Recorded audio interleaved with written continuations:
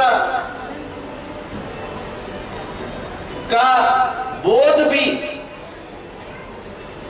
मेरे अपने प्रोफेशन में हो। कहा जाता है कि कबीर को बुनते बुनते हुआ, रविदास को जूते गांठते गांठते हुआ, रामकृष्ण परमहंस को एक हंसों की कतार जाती थी उनको देखकर हुआ, गोरक्षनाथ को योग से हुआ, बुद्ध को ध्यान से हुआ। पर मुझे भी अपना कार्य करते करते ऐसा बोध हुआ, क्योंकि मैंने ऐसे ऐसे उदाहरण देखे अपने जीवन में जिनकी आंख मेरे से तो खराब बनी। मेरे से खराब का मतलब कि मैं उनका कुछ कर नहीं पाया, पर जितना कुछ भी कर पाया उसके बावजूद उनको इतनी अच्छी रोशनी मिली। ये सिर्फ परमात्मा दे सकता है, हम नहीं दे सकते। इसलिए हमारा काम है कर्म करना, फल देना भगवान का कार्य। मैं हनुमानगढ़ में था, एक उदाहरण दूंगा आपको बड़ा अच्छा सा। आंखों की सर्जरी करने जाता था, हमारे ही हॉस्पिटल का एक और हॉस्पिटल हनुमानगढ़ में। 43 केस उस दिन मुझे करने थे। मैंने अपने स्टाफ को कहा कि सुबह 5 बजे आ जाए। वहां पर प्रथा ही नहीं थी, कोई 10 से ज्यादा केस नहीं करता था। सुबह आने की 5 बजे की कोई प्रथा नहीं थी लोगों के आने की। जब मैंने कहा तो उनको बहुत तकलीफ हुई, परंतु ऑर्डर था मेरा, इसलिए सब लोग आ गए। जब मैं केस करता रहा, जब 22वें 23वें केस के करीब आया, उसकी आंख मैंने खोली, उस व्यक्ति ने उल्टी करनी शुरू की।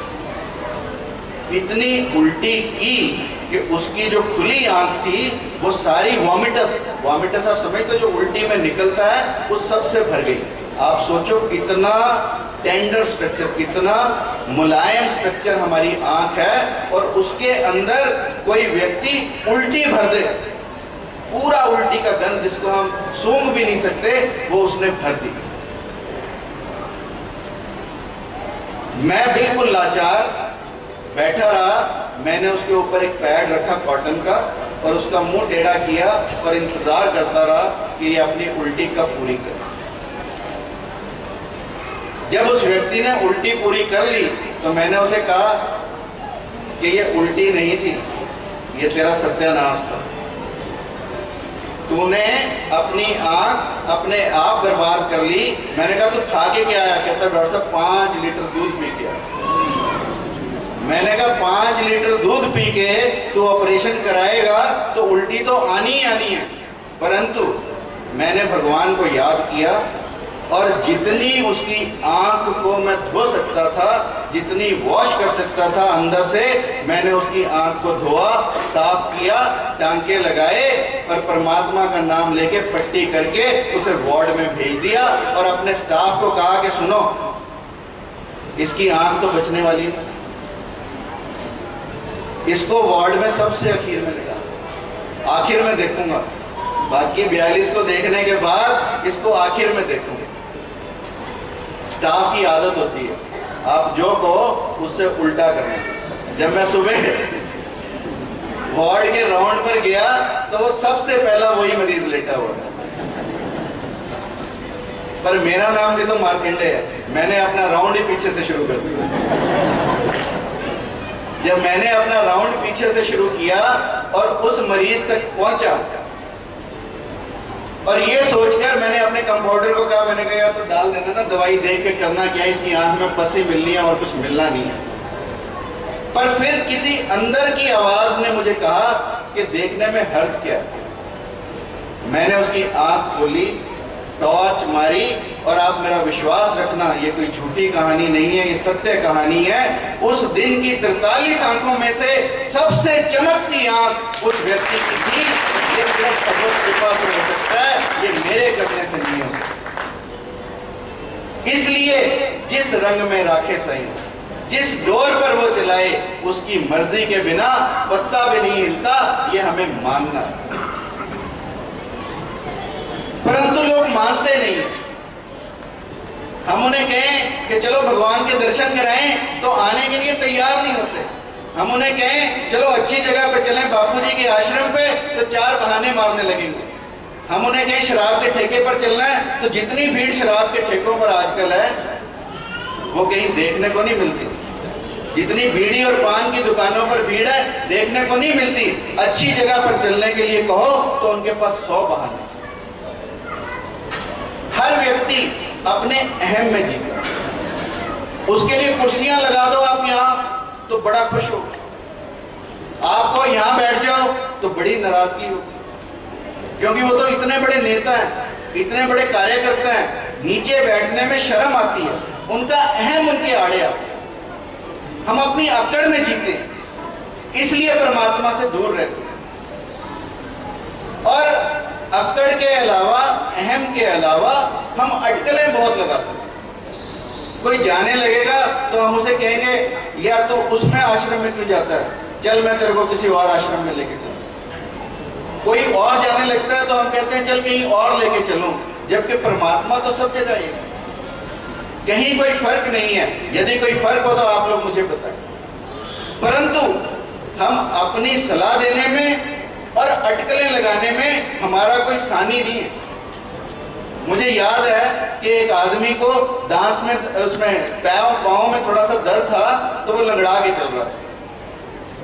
जैसे वो लंगड़ा के चला तो आगे एक व्यक्ति मिला, उसने कहा यार आजकल ना एक बीमारी फैली हुई है, टॉन्सिल समझते हो ना, गले में जो टॉन्सिलाइटिस में आजकल सुना है कि पाँव में लंगड़ लगने लगती है, तू ऐसे कर अपने टॉन्सिल्स निकलवा ले। उसने अपने टॉन्सिल्स निकलवा ले। कोई दूसरा व्यक्ति मिला तो उसने कहा कि देखो ये जो पाँव में लंगड़ के चलता है ना आदमी, ये जब अपेंडिक्स हो जाता है तो तब ऐसा होता है। तो वो बेचारा अपेंडिक्स निकलवाने चला गया। थोड़े दिनों के बाद मुझे मिला तो ठीक चल रहा था। मैंने कहा भी क्यों, टॉन्सिल और अपेंडिक्स से तू तो बड़ा जल्दी ठीक हो गया। कहता डॉक्टर साहब ना तो ये टॉन्सिलाइटिस था ना ये अपेंडिसाइटिस था, पाँव में एक छोटी सी कील चुभी हुई थी, वो कील निकलवा ली इसलिए मैं ठीक हो गया। यानी हम कभी किसी चीज को जड़ से नहीं पकड़ते, हम सिर्फ अटकल लगाते हैं, सिर्फ अंदाजे लगाते हैं और अपने अहम से लगाते हैं, इसलिए हमारी मुश्किलें बढ़ जाती हैं, इसलिए हमें आश्रम अलग अलग प्रतीत होते हैं, इसलिए हमें संत अलग अलग प्रतीत होते हैं। परंतु यदि हम अपनी आत्मा की आंख से देखें तो सभी संत एक हैं, सभी धर्म एक हैं, सभी मानव एक है। और जिस व्यक्ति ने आत्म साक्षात्कार किया उसे सिर्फ आदमी में आदमी नहीं, उसे कुत्ते में भी आदमी नजर आता है। संत एकनाथ के बारे में कहते हैं लोग कावड़ लेके आते हैं, संत एकनाथ भी कावड़ लेकर गए और हर किसी की मान्यता है कि मैं कावड़ को वहां चढ़ाऊंगा। संत एकनाथ ने भी मान्यता की कि मैं कावड़ को रामेश्वरम के शिवलिंग पर जाकर चढ़ाऊंगा। और जब रामेश्वरम के शिवलिंग पर जा रहे थे, राजस्थान में रेगिस्तान में उन्हें एक प्यासा गधा लेटता हुआ।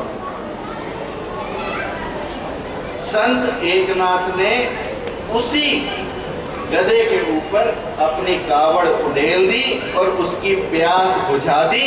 ये है समदृष्टि जो पैदा होती है केवल आत्म साक्षात्कार से, आम व्यक्ति से पैदा नहीं होती। हम हर जगह जाने के लिए तैयार होते हैं,